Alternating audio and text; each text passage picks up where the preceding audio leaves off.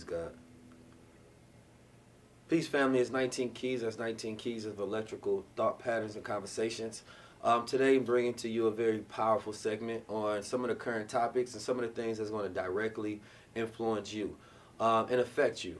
And I want to be able to get our minds to a point of clarity and a point of focus because that's what 2020 vision requires.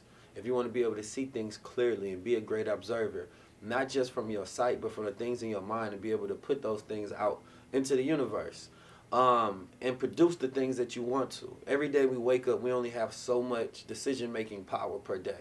So where we spend our energy is very important because whatever you water grows.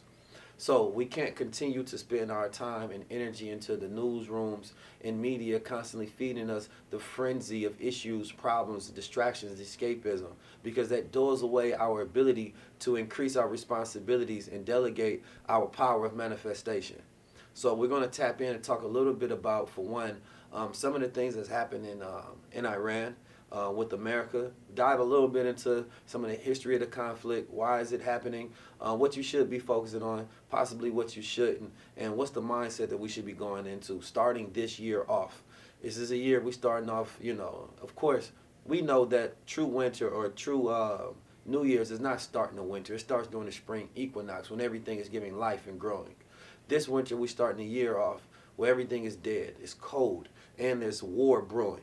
So the people's minds are frantic, right? Nobody knows. There's uncertainty because you don't know how this is going to affect the economy. You don't know how this is going to affect you. So now it's disrupting your vision of possibility.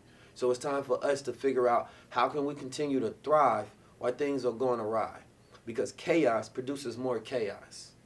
So we're going to tap in here just right now. As I go to my notes, first of all, you have to understand that, everything started from a source. Nothing just popped up and boom, we have an issue in Iran. No, this is a long history of something that's been going on with the U.S. and Iran that really deals with the politics of this world. You can go back very far.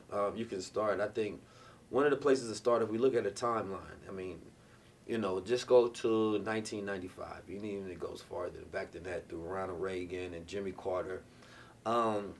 But in 1995, Clinton places oil and trade sanctions on Iran.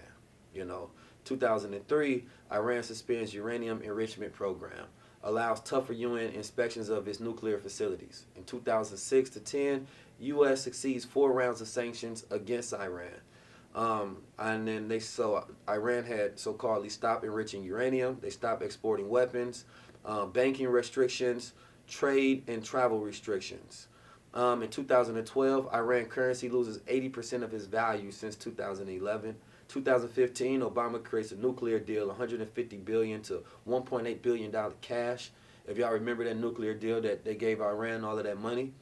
2018, 5/8, Trump withdrew from Obama deal. In 2018, Trump enforces new round of sanctioned oil and banking. And let's fast forward to 2020, Trump murders and kills Qasim, one of the more prominent figures out there within that region, which is important to understand. We're not an international thinking people all of the time, so stuff that happens in the international community often gets lost upon our shoulders because we're here dealing with local matters in our neighborhood and things that we can see directly affect us. But when you understand that Iran is responsible for 10% of the world oils, that this can actually cause uncertainty within the oil market and spike prices up very high possibility. Anytime there's war going on, for one, there's always money to be made during war. Gold prices spiked up a little higher. So you understand commodities, the strength of dollar and things of that nature and how these things are affected internationally. People always make money during war. Now, you would ask yourself, what are some of the incentives to go to war with Iran? For one, Iran has 92% Muslims within that country. So it is an Islamic state. And the war on Islam has been going on since forever within this country, really. And they have become stronger and stronger and stronger and stronger over time. During the time of peace, Iran just continues to grow. During the time of war, Iran doesn't have any growth. So it doesn't continue to be able to maintain power. Now, given that it has oil, of course, we already know one of the biggest reasons that America go invades any of these Muslim countries and Islamic countries is for their oil. We've seen what they did in Iraq, and now we're seeing what they're doing in Iran. And also, Iran doesn't have a central banking system, which means that they're not controlled by Israel. And anytime you have a president that's Republican, right, and you have somebody that is anti-Israel, right, and anti-Israel controlling banks, that's a climate for war. Now, we know that, I believe it was, I want to say 2011, Donald Trump talked about how Obama was going to utilize, Iran to get reelected. And we know that this was already something that he had in mind that he was already going to play. I knew it from the day, and I talked about this, the day that they said that they're going to put impeachment on Donald Trump, then of course that was going to have an effect. Because now when you push a madman into the corner, he has to figure out a way to claw, scratch, fight his way out. And you can't unsit a sitting president during wartime. You understand me? So the impeachment doesn't matter if we go to war. But at the same time, this war has global implications because Iran has allies, America has allies. And so a war actually wouldn't be good for none of us. But you have to understand how wars are fought. Not all the time that you actually get to see all of the wars. Sometimes there's psychological wars, economic wars, and technological wars. You understand me? The same way Russia and America has been at war with each other technologically for the past decades. So what's happening out there, it is important to know. But it's not important in the sense that you should be focusing on it when you can't change the things that you learn about. Informing yourself allows you to make the correct decisions. If you are in economics, you're investing, you're in trades and stock, and you know about things that's going on in the international community, then it'll let you know where to place your money, where to bet on futures, things of that nature. Then that can be beneficial to you. But if you're somebody who's still working to build their life up, you're still at war with poverty yourself. You're still at war with your own mental health issues. And we live in a society that is plagued by what I call the SADs: stress, anxiety, depression, suicide. You understand me? So as long as these things are constantly plaguing us, then we at war with ourselves in order to get ourselves to that corrective state to where we can focus in our lives. But if America goes to war, the questions start to become asked. Would it be a draft? How would this affect me? Will we go into a recession? Will we have an economic downturn? Should I be saving money?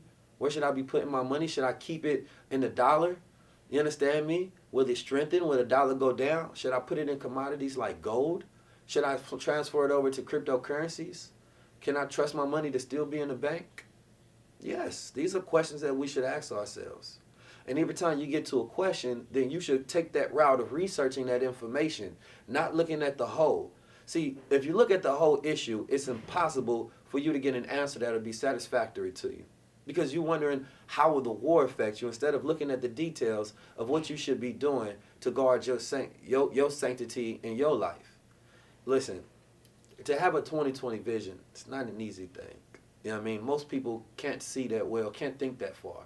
Most people have what you call myopia. Myopia is the inability to see far, basically. You're short-sighted. And a lot of people have mental myopia where they can't think far-sighted. They're short-sighted.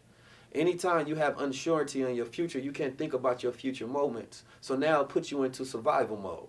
Now we know what happened during the Bush administration, that they went to war predicated off of a lie.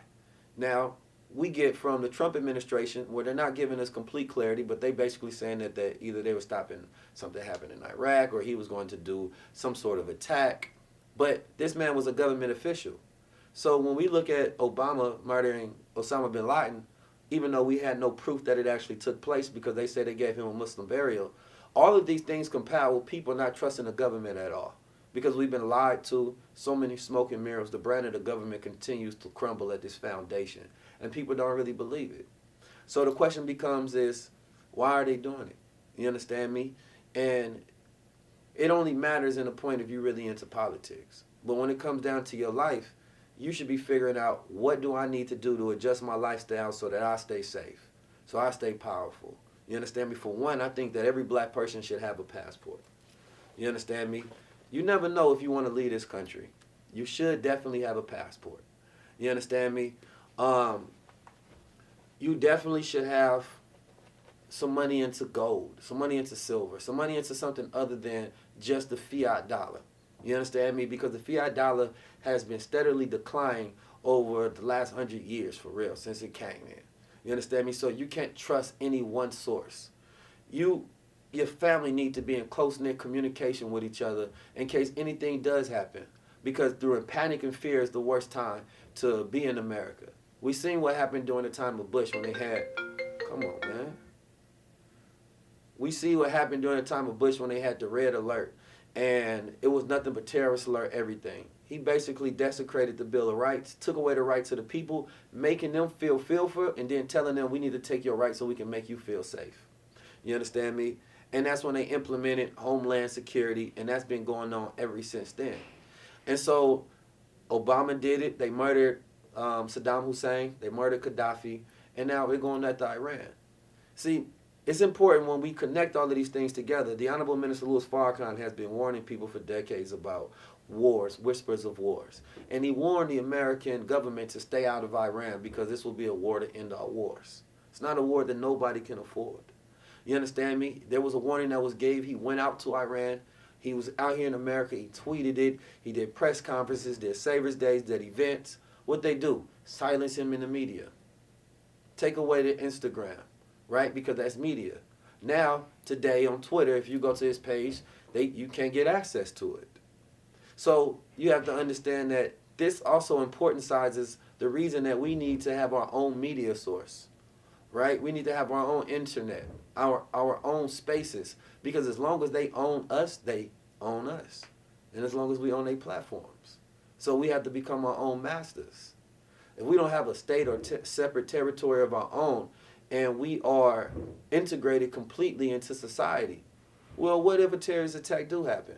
What if the Iranians don't want to shoot black people? They don't have any choice because we're close-knit to the enemy. See, the Iranian people were screaming, death to America, death to America, death to America. Now, they said, you know, we're not talking about death to American people. They said they're talking about death to Trump and a couple of people in administration. Now, not that that matters to the government, you understand me? It really only matters to, when you think about the perspective, is that they're against the government itself. The people become collateral damage in any war to prove a message. But when you go into a country and you murder a man such as how he was renowned, and they're doing 3 days of actually mourning for him right now because he actually stabilized some of those regions out there. And I wish our people would just be more cognitive of reality and what's going on. But I also don't want us to overindulge in this situation. I want us to focus on getting emergency supplies. I want to focus on getting your mind right. And especially during this time of fear, fear lowers the immune system. You understand me? It raises cortisol and stress levels. You understand me? And anxiety. And it doesn't allow you to focus. And as long as you're distracted, for one, you can never come together. Two, you can never produce what's in your mind. And we can never do right. So these are most pivotal times for you to eat right, for you to think right, for you to be able to focus, for you to get more close-knit with your family. These are the things that whispers of war and war, things of that nature should make you focus on. And I've been getting a lot of people that say, well, it's hard for me not to focus on it when I have family that's in a war, troops that's there. See, the American government has created this slogan, support our troops, because they know that we can't support the war. This is the dangerous thing. But at the same time, if you can't change it, don't worry about it. You understand me? If you can't change it, don't let it become a worry of yours. You understand me? Don't be a warrior, be a warrior. The greatest war that we're going to ever fight in this country is the war with ourselves and our inability to come together. That's always been our biggest issue, regardless of what's happening out there. So, like I said, stay focused, build at home. Don't get caught up in the sass. Stick to a plan. Buy emergency supplies. Invest in gold. You understand me? Remember, there's always opportunity around us, regardless of what the times are going on. People are getting rich. People get richer during war times, matter of fact, during any other times. Because recessions is just a shift of money. Things are moving in different directions. So understand that. Understand that this is all politics. Understand that regardless of what happened, it will happen. How will you fortify yourself in your situation? If you want to learn more about the situation, go educate yourself. Don't get caught up in the news, because the news is owned by who? America is in bed with Israel. Israel is in bed with America. They control each other. Most of the corporations are owned by who? So you have to ask yourself, if you constantly watching the news and the media to supply you your information, and you're not getting foreign sources, Al Jazeera News or whatever other news, then for one, they're only feeding you their propaganda. So you never actually get to the truth of what's going on in the first place, because they're all handed a script that just serves the interests of the government. So it wouldn't even serve you to just get caught up in it. But of course, we are people of escapism. We don't want to take care of our responsibilities, so our excuse becomes, but there's a war. So let me indulge in this. No, take care of your business the same way you were. You understand me? So I just wanted to get that on record of talking about that. And I need y'all to be focused, because it's going to be a hard year of focus. It's going to be a hard year that challenges you. There's so much opportunity that exists within this time, but there's so many challenges that will try to distract you from the opportunities that are right in front of you. Right in front of you, to be honest. Somebody that you can call right now on your phone to collaborate with. But you're not, because you spent all your energy on Netflix, YouTube, the news. Escapism, bullshit. Tools of your own destruction.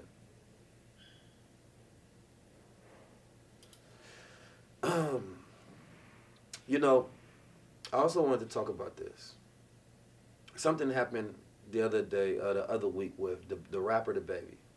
And this is important to note, because I talked about how he was an example of how rappers should handle themselves when it comes to the hip-hop police. And, you know, police have been at war with black people since the inception of the police. You know, we've been dealing with the government as food terrorists, this pipeline to prison.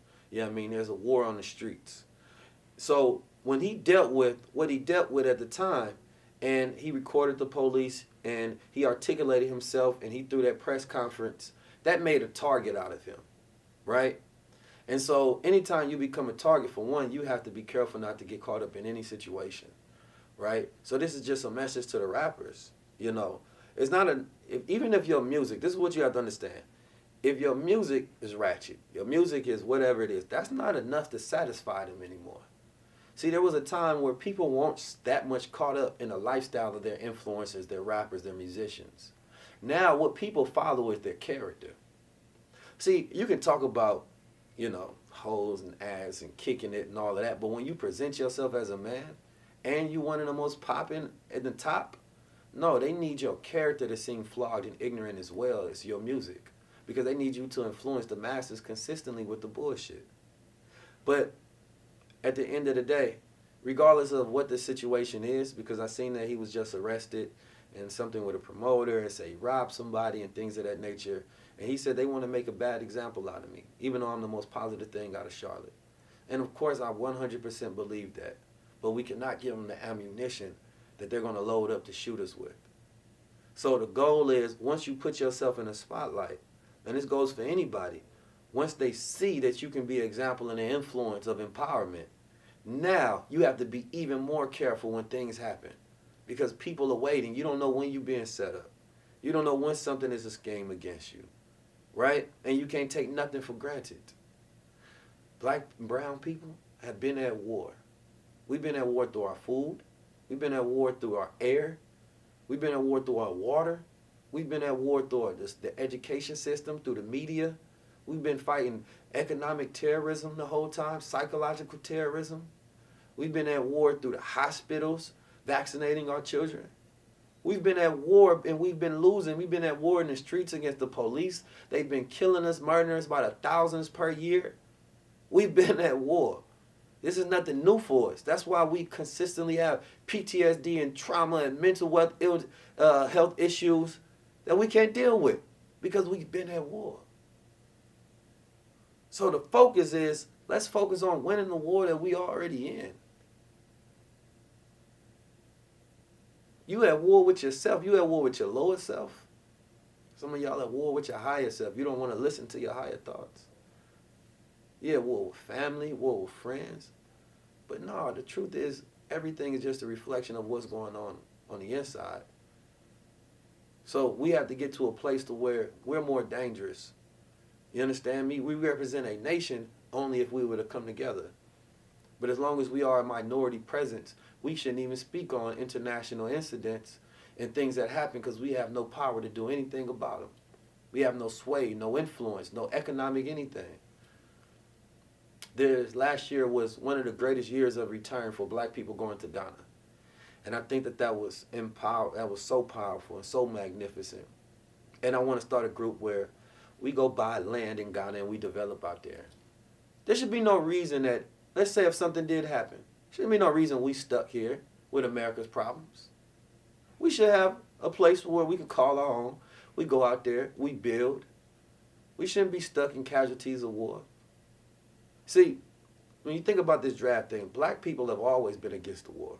The Nation of Islam has always been against the wars. Back when the Honorable Elijah Muhammad was taken to jail because he refused to go to war, he spoke out against the war. And they told him while he was in jail, well, look, you can do what you do. We'll let you out when the war is over. And not even understanding that we've always had allies as righteous people. Niggas don't have allies in the world. But when you civilized, you righteous, you intelligent, like the Muslims in the Nation of Islam, they've always had allies. You know, so-called, they said the Black Dragon Society in Japan were allies of the Nation of Islam that supplied many of the black organizations and groups that were against the war back in, I believe, World War II. We had allies. But when they make you think that you're alone and you think that the world is against you, no. The world is against your oppressors. They're not against you. What did you do to the world? They're against the fact that they hate the fact that you're right there next to your enemy. And you not doing anything to stand up for yourself. But then they love you because they seen what you've become as you went through all this pressure. They said, man, they got the gods over there. The rest of the world loves us. But you have to become an upright human being. But most of us are blind, deaf, and dumb. Mentally blind, mentally deaf, mentally dumb. We're begging the government for reparations that hate us. We are original descendants of gods. I'm not ADOs. I'm not a descendant of a slave. Those are architects and engineers, scientists, great men, intellectuals, writers, thinkers. What am I saying all of this for? Most of the time when I'm speaking to the world, I'm speaking to myself. Because it won't be easy. None of the accomplishments that we have to go through. Collaboration over the last decade, I've been trying to collaborate with family, peers, friends. And it's definitely not an easy thing to do. Because people have egos. People are emotional. And we don't have a big enough vision that says, regardless of how I feel as an individual, I see this as the bigger vision that we need to come together for. So if the 2020 vision isn't unity, then what is it? Our people have to be impregnated and impressioned with a vision in order to live it outward. So what is the 2020 vision for the diaspora? I'm not talking about your business plans. Your individual goals. Have those, keep those, execute on those. But at the end of the year, we need a vision for everybody and a goal for everybody to say, yeah, as a black community, as a diaspora, especially within America, we completed that one. We knocked that one down. And then we can measure our success by our collective progress, not our individual progress. This is different. Can you afford to go spend your money the same way you've been? Can you afford to spend time? I encourage everybody to stop spending money and stop spending time. What do I mean? Only invest your money and invest your time. If you're spending time with someone, you're not getting that time back. You're not going to get a return on your time, a return on that investment, because there was nothing valuable about that exchange. It was a waste. When we spend our money on things, we don't think about it. It's easier, but when it's an investment, what are we supposed to do? Let me take a look at the investment. What's going to be a return on this? We have to audit that investment because we know that there's something possibly valuable that's going to come out of this exchange. So we can't afford to spend our time and spend our money. When we spend, it goes out, don't come back. We have to circulate our time, circulate our money, invest our time, invest our money. I'm not spending time with nobody this year. I'm only investing time. And that investment has to come back. I want to return on all my energy, and everything that I do is an investment into my time. It's an investment into me and my growth. It's an investment into my people. How are you investing into your mind? What are you focusing on? How much are your habits worth? America, Black America, how much are your habits worth? We let this pig of a man, and this is my message for all those who love Donald Trump.